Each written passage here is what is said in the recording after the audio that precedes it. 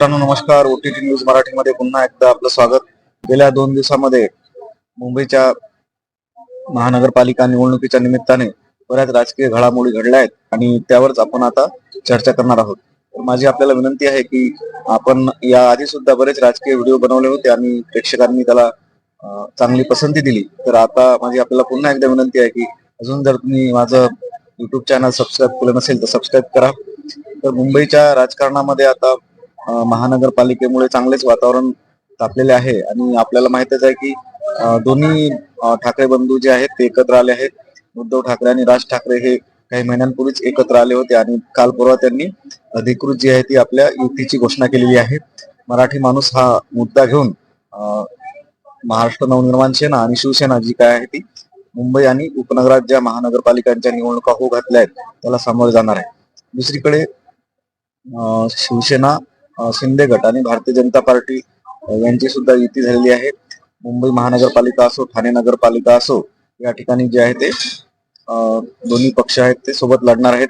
ठाण्यामध्ये शिंदे गटाचं वर्चस्व जास्त असल्याने इथं जागा वाटपात शिंदे गटाला झुकतं माप मिळालेलं आहे आणि 90च्या वर ज्या जागा आहेत त्या शिंदे गटाला मिळणार असल्याची माहिती आहे आणि 40+ काही जागा आहेत त्या भारतीय जनता पार्टीला मिळणार आहेत.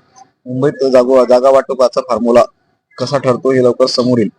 दरम्यान याच काळात महाविकास आघाडीमध्ये असलेला प्रमुख घटक पक्ष आहे काँग्रेस, हा मात्र वंचित बहुजन आघाडी सोबत गेलेला आहे आणि काँग्रेसचे प्रदेशाध्यक्ष हर्षवर्धन सपकाळ यांनी घोषणा केली की वंचित बहुजन आघाडी सोबत त्यांनी महानगरपालिकेमध्ये युती केलेली आहे. आता वंचित सोबत झालेली युती मुंबई महानगरपालिकेच्या सोबतच स्थानिक स्वराज्य संस्थांच्या निवडणुका होऊ घातलेल्या आहेत. येथे सुद्धा कायम राहते का हे पाहावे लागणार आहे. वंचितचा मोठा गठ्ठा मतदार जो आहे तो ग्रामीण भागात आहे आणि काँग्रेस आणि वंचित सोबत लढली तर निश्चितच त्यांना फायदा होईल, हे नाकारून चालणार नाही. आणि आता मुंबई महानगरपालिका, ठाणे नगरपालिका किंवा मुंबईच्या परिसरातील ज्या काही उपनगरांमध्ये महानगरपालिकाच्या इलेक्शन्स होत आहेत त्यामध्ये 3 प्रमुख लढती आहेत. तर 2 ठाकरे बंधूंची जी युती आहे त्यांचा एक गट, दुसरा भाजप आणि शिंदे गट आणि तिसरा वंचित आणि काँग्रेस यांची युती.